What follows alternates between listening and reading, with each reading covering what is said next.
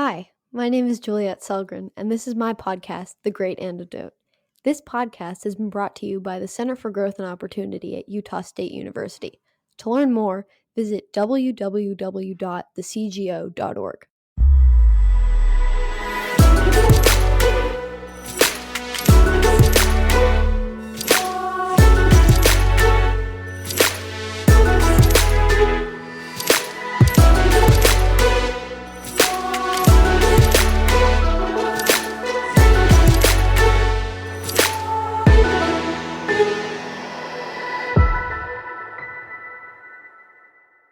Today, it is my great pleasure to welcome Deirdre McCloskey.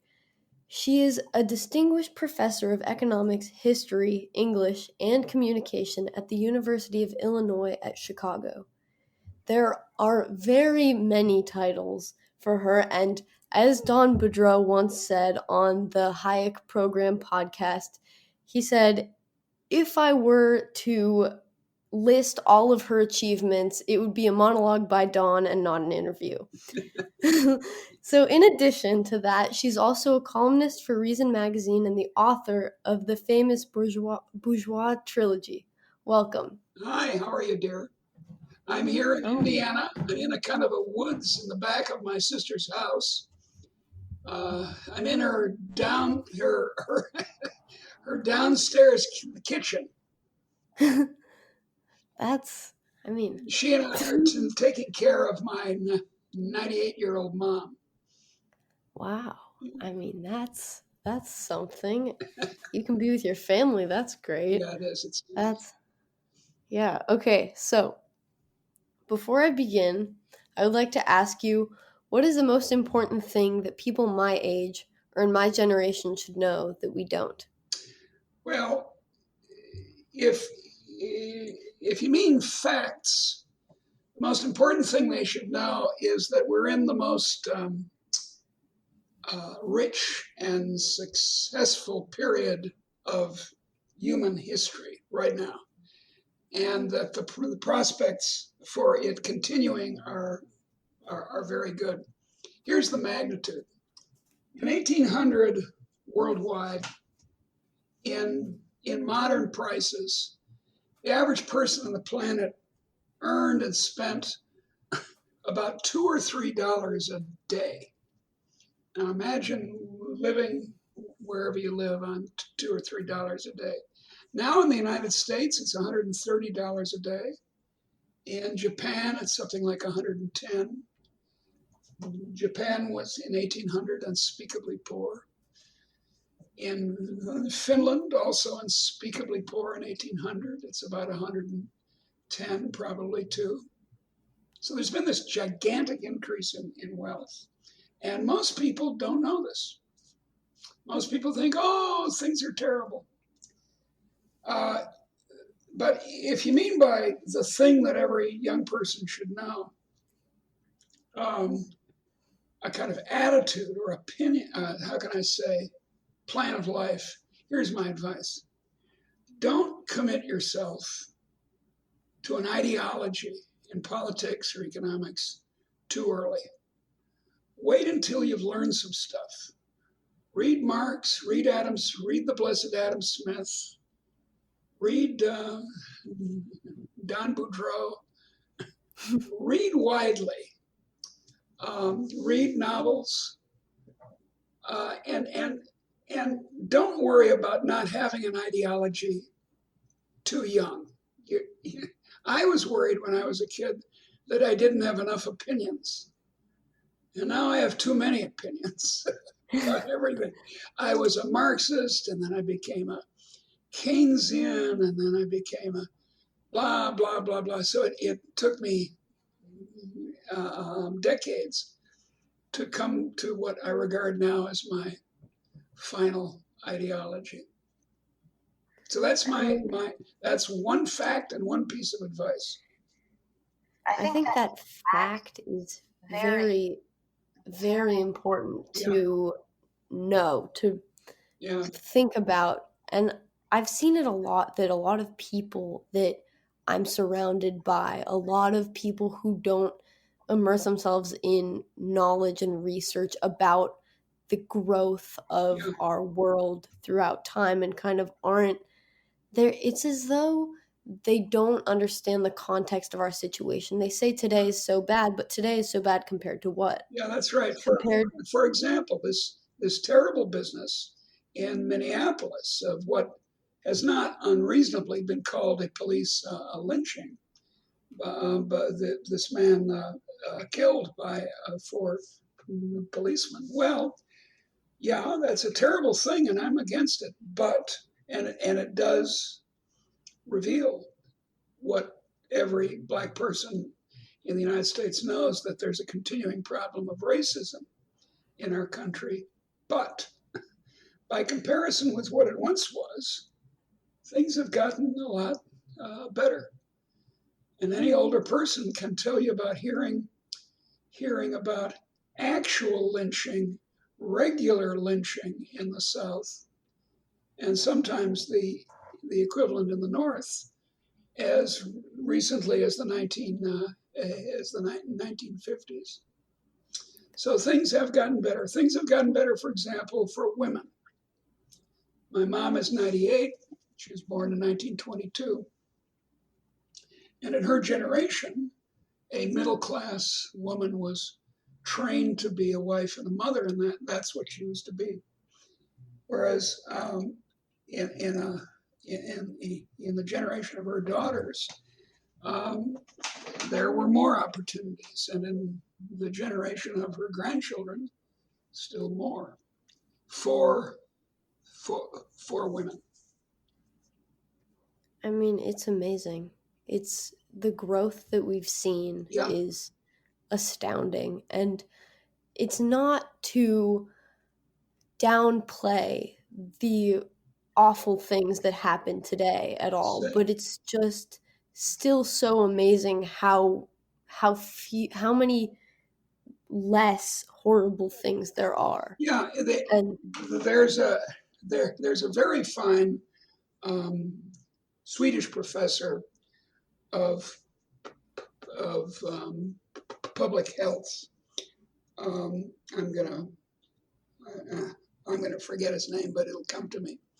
And he says that the best single measure of improvement over the last 30 years or the last 50 years is infant and child mortality, because it's not just that it summarizes the condition of the infants and children, but it also summarizes the strains on the adults. If they had to um, walk for 5 miles to get water, then they can't adequately take care of their children, or they can't get good water for their children, and their children get sick. Oh, yeah, his name is Hans Rosling. He died, alas, a couple of years ago, but Rosling, and he's got a tremendously good book which everyone should read called Factfulness, in which he um, in which he explains that things really have gotten better. As you say, that doesn't mean we have to that we can stop trying to make things better, but it does mean that despair, or on the one hand, or revolution on the other, are not what's required. I will definitely be reading that book and looking in more on the Swedish professor. That's very interesting. Hans And Rosling. I'll make note of that. In kind of response to also your fact about how to, like, a path to learning and growing in ideologies, I think reading that will be a step for me Yeah. also because I can expand my world. Well, I think, it'll make it more concrete for you. yeah, and I think that that cannot be discounted, the importance of the steps that it takes to discovering what you know and what you believe. Well, Because yeah, that's right. without foundation, Yeah, how, yeah, you know? yeah. That So That's absolutely true. But as Josh Billings, a contemporary of Mark Twain, said, a humorist, it's not what you don't know that hurts you, it's what you know that ain't so. The false things we know are the most are the most dangerous. I found that to be true Yeah, in many different aspects of life. So now let's jump in. sure. You're one of the world's leading economic historians. And mostly on this podcast, I've had economists. So can you explain what economic historians are and what they do? Well, there are basically two kinds. There are people who are trained in departments of history, but get interested in the history of the economy. And I, I have many friends who are that way and people whom I admire. But I came at it, as do lots of people, the other way. I was educated at Harvard as an economist and taught for 12 years in economics at the University of Chicago, my first job, in the economics department, not in history. Although at all three of the universities I've been also in the history department. But so I come at it as an economist. Now, as I've gotten older, I'm still an economist right down to my wingtipped shoes or something like that. I think I understand economics in this core way that people like Don Boudreaux do. Um, I'm trained in mathematics and to some degree in statistics and so forth, as the history trained people usually aren't. But I'm more and more convinced that to be an economic historian, you've also got to be a historian. You've got to be serious about the facts and serious about the sequence of events and so forth. But you have to have whether you're trained as a historian or as an economist, you've got to be serious about about testing your ideas against facts. And Mm-hmm. I'm afraid a lot of economists and historians are not terribly serious about testing their ideas. Interesting. A few years ago, you wrote a trilogy, the Bourgeois trilogy. Yes. And if I understand the overall theme correctly, it's that humanity became incredibly prosperous over the past couple centuries. Yes. First. And you call it the Great Enrichment Mm-hmm. because people began to think differently as opposed to just acting differently or get lucky. Yeah. So is that right? Yes, that's right. It was ideas that changed. It was not so much behavior that changed, but ideas, especially ethical ideas about other people. The the one way of expressing it is that in the 18th century, in the 1700s, there was a rise in places like England, especially in Scotland, of liberalism in the correct classical definition. The conviction that all people should be free, all people should be liberated from masters. So women should be free from husbands or fathers, and slaves should be free, and people should be free to open a hairdressing salon or a factory when they want. And that idea um, uh, about the middle class, and starting to admire the middle class, the bourgeoisie, instead of hating it, that enormously inspirited ordinary people. Because all of a sudden, you may start as a milkmaid in Sweden, but if you work at it and try, you can get on a boat and go to the United States, and lots of Swedes did. Or you can, if you're the the son of a Scottish weaver, you can come to the United States and end up becoming the richest man in the world, Andrew Carnegie. And so it goes. It was, in other words, here in a one sentence, it was liberty that made us rich. Can you tell us just how much wealthier we are today than we were in the past? Well, it's about look. In the past, there had been doublings of income from time to time, and then things would fall back to the base, to the miserable base. In the Song dynasty in China, it's probably the case that there was a substantial increase of income, say a doubling. That's 100%, right? A doubling is 100%. But in fact, what happened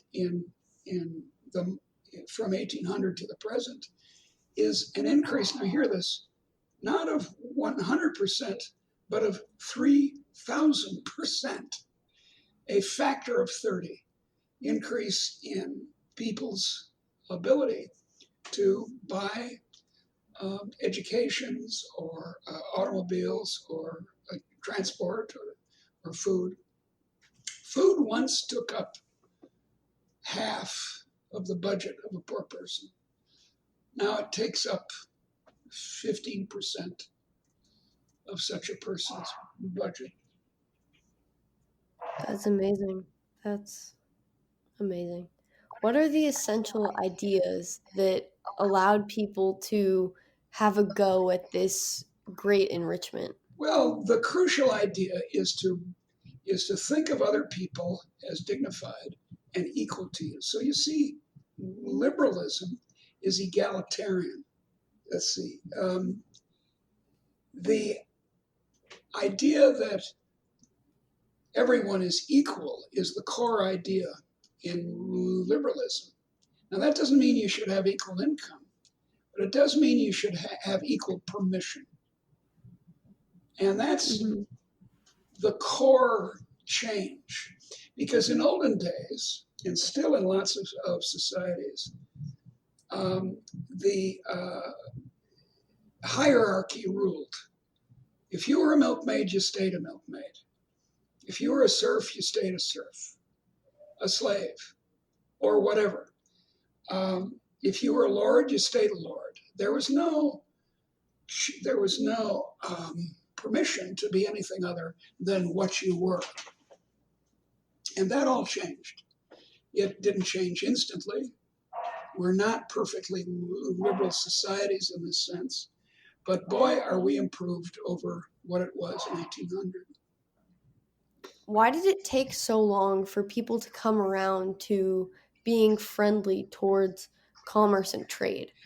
Well, there were upsurges before. For example, Athens in the 5th century was a great commercial empire in the Mediterranean, but it was a slave society, and slavery is deeply inconsistent with liberalism. It's one of the fundamental tensions in the history of the United States that it's a liberal republic with slaves. And that was true of Athens too. And so it's to the advantage, or at least it seemed to be by the elite, to the advantage of the elite to keep everyone in their place. For example, the word innovation, which in our mind is such a wonderful thing. Oh gosh, computers are wonderful innovation, and we're able to talk to each other in other parts of the world and so forth. Well, the very word innovation in English was not a good word until well into the 1800s. If you look at the Oxford English Dictionary, which is a historical dictionary with lots of quotations, you'll see that the very word innovation is a bad idea until, say, the middle of the 19th century. No, we don't want any of that innovation. That'll disturb things. That'll break up what the Elizabethans called the great chain of being. So I think that's the answer. In one or another place, in a little part of this part of the world or that part of the world, there would be an attempt at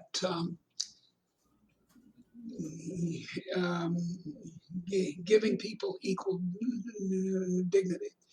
But it was always crushed. And the problem was that agricultural societies are naturally hierarchical. Mm-hmm. Landlords rule, and peasants plow. And in earlier societies, hunter-gatherer societies, we were indeed equal and extremely poor, but equal. So the coming of agriculture was the essential problem here. And until the ideas, and it's not true that agriculture declined and then liberalism happened. It's something like the other way around. The idea of all people being equal in permission came to the minds of European intellectuals like Adam Smith or Mary Wollstonecraft in the late 18th century, and then implementing that inspired people to, as the English say, have a go. And boy, did they go.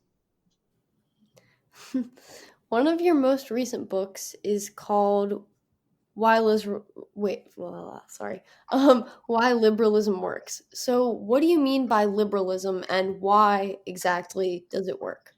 I mean it in the classical sense, as we usually say, classical liberalism of Adam Smith and John Stuart Mill and so forth, which is liberalism being the theory of free people, the theory that everyone should be liberated. That doesn't mean everyone should be rich by right. That doesn't mean that you should be taxed to pay for me. But it does mean that both you and I should be permitted to enter occupations, to start companies, to try out art or music or novels as we will, as we wish. And the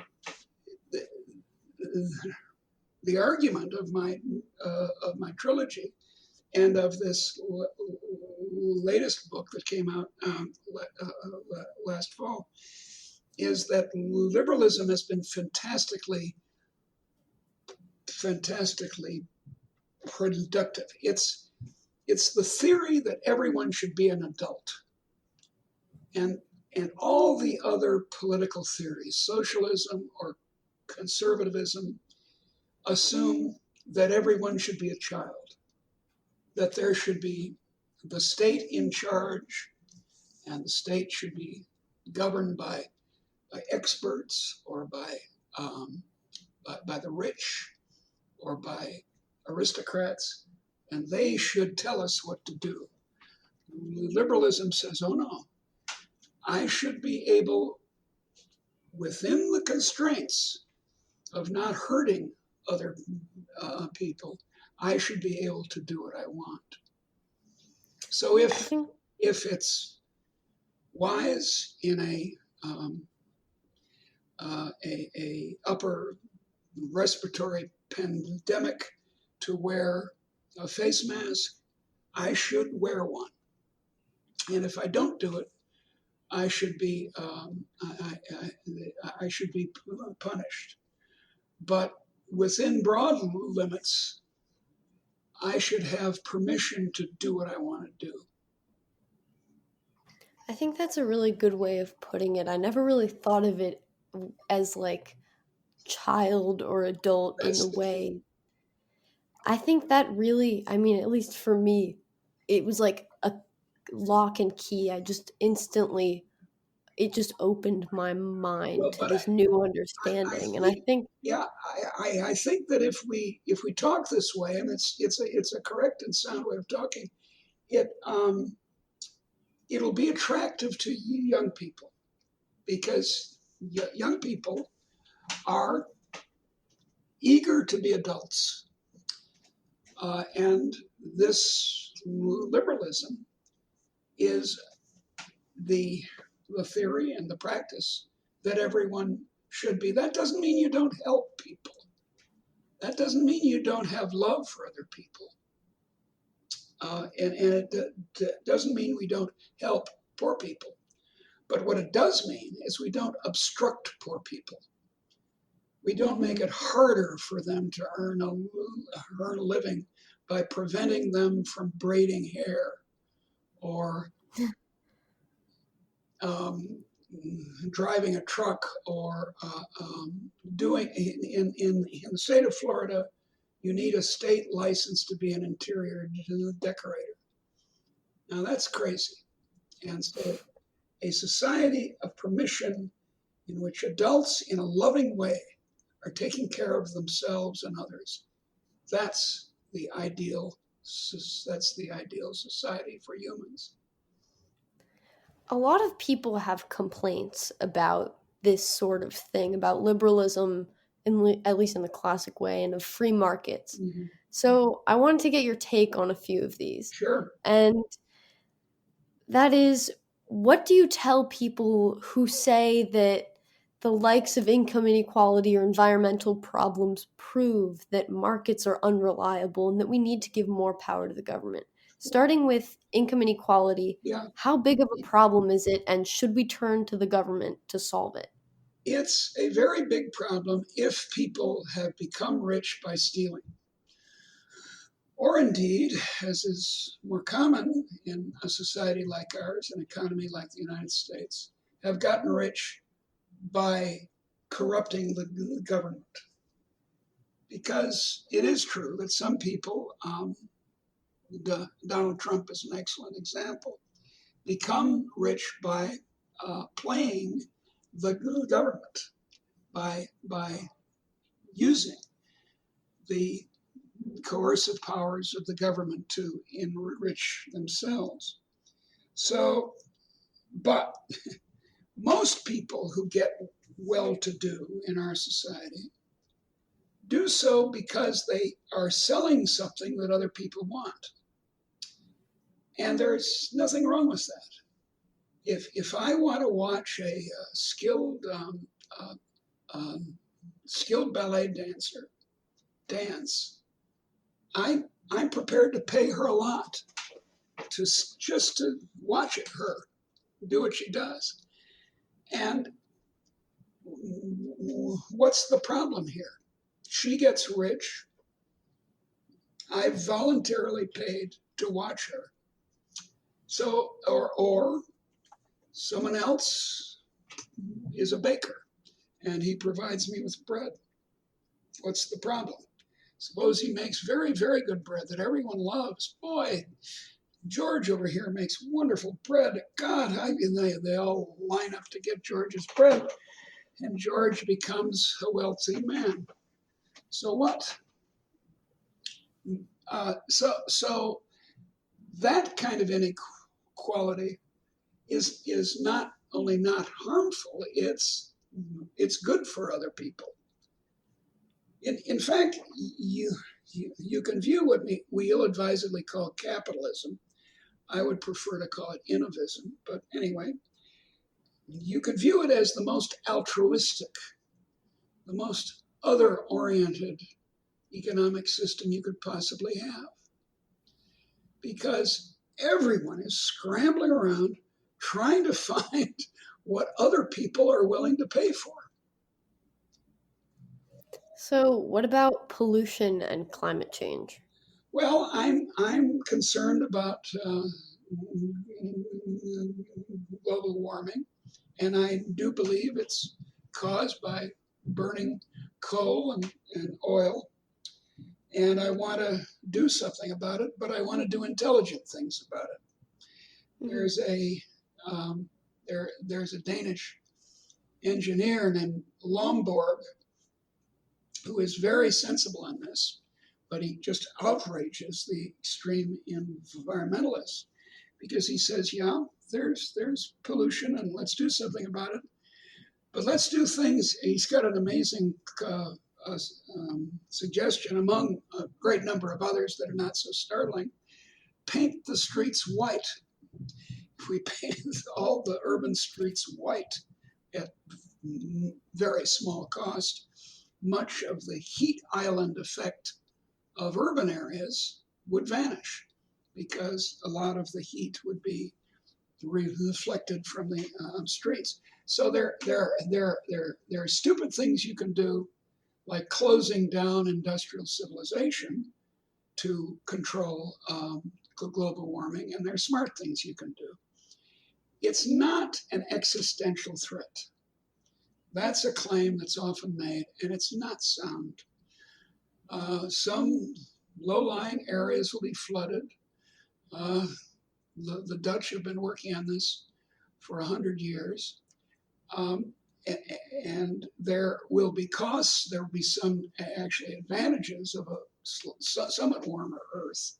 But it's simply not true that we're unlikely to find uh, technological solutions to this in time. It's simply implausible on the basis of what we've been able to do in economic history over the last couple So, of centuries.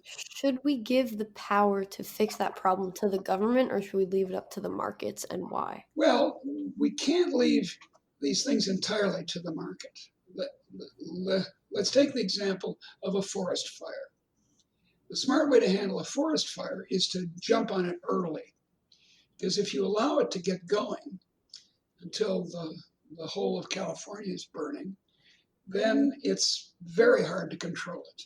If the Canadians decide to invade New England, I can hardly sleep at night from worrying about this. Then it's wise to stop them in Maine and not wait until they've conquered all of New England before we do anything about it. And the and and the big mistake that the Trump administration made in dealing with the COVID-19 outbreak is that it didn't do what we know are the correct public health methods, which is to jump on it early, to test, uh, isolate, and that does take a state. It takes a small, competent state. But most of my friends on the left, economists like Paul Krugman or Joe um, Stiglitz, um, they want to increase, they want the state to be doing all kinds of interventions.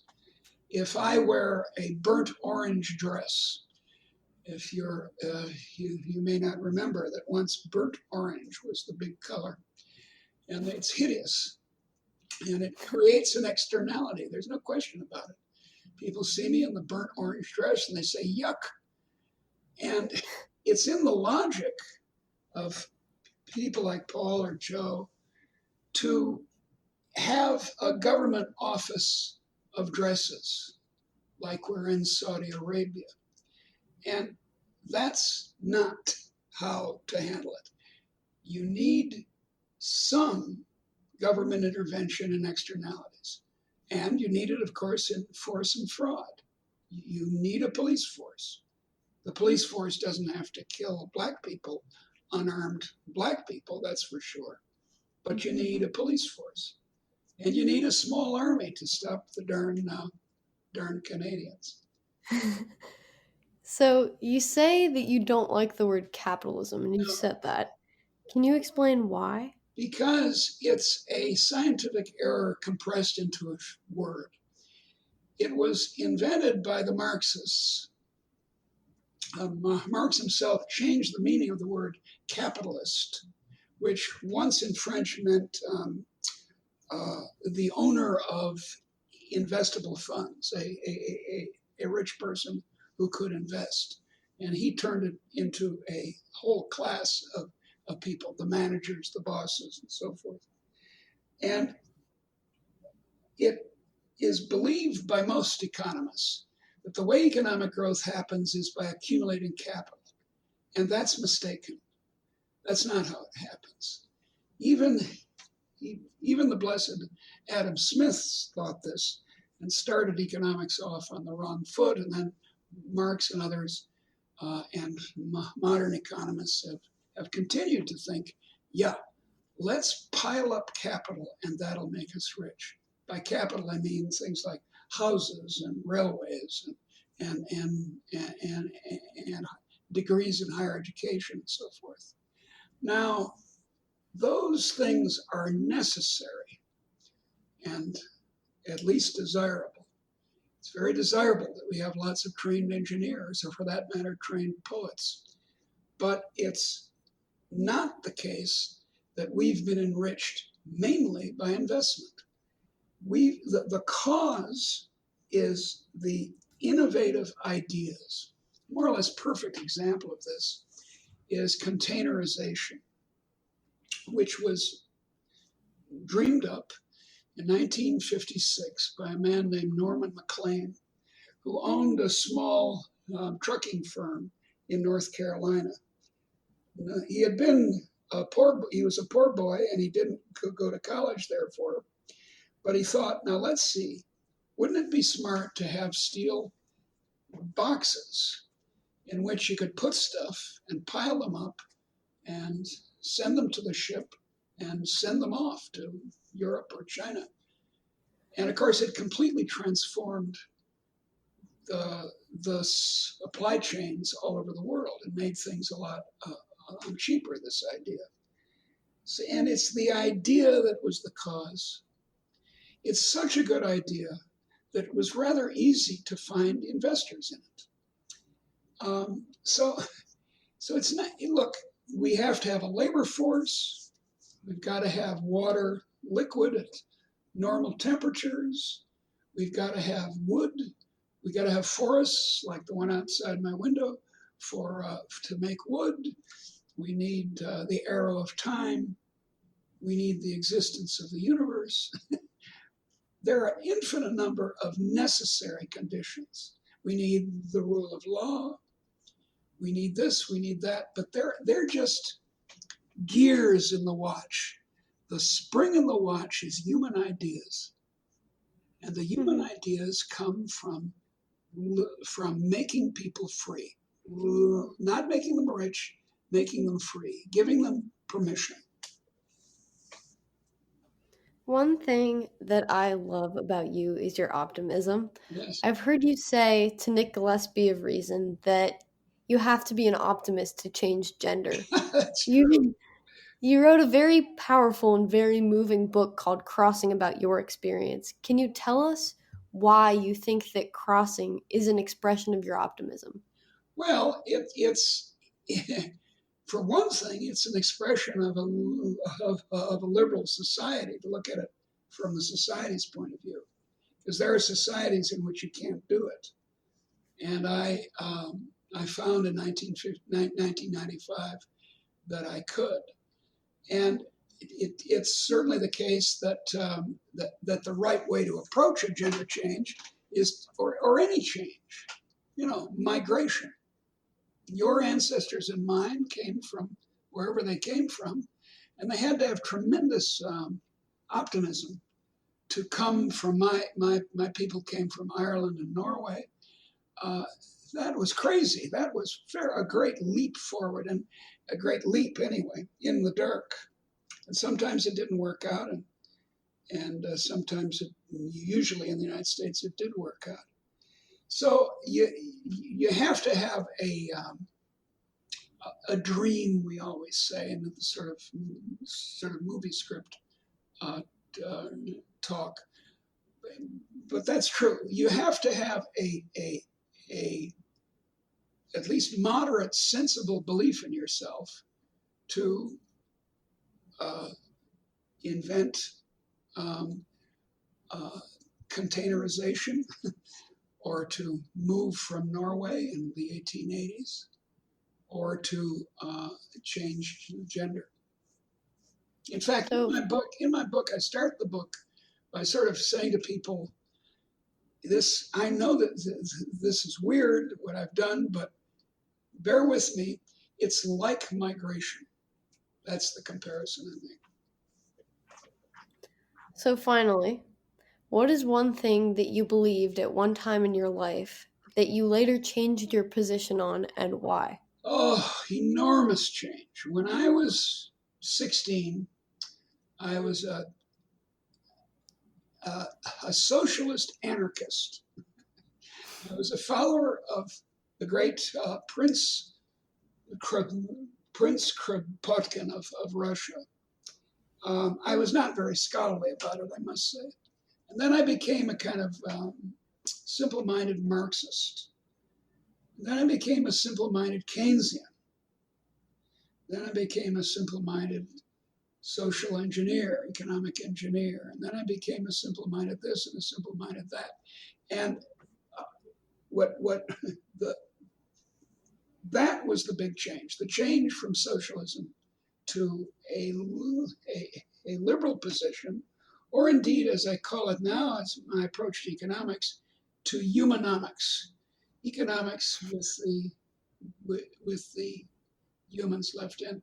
There's an old joke, a joke at the expense of socialists, which says that if you're not a socialist by age 16, you have no heart.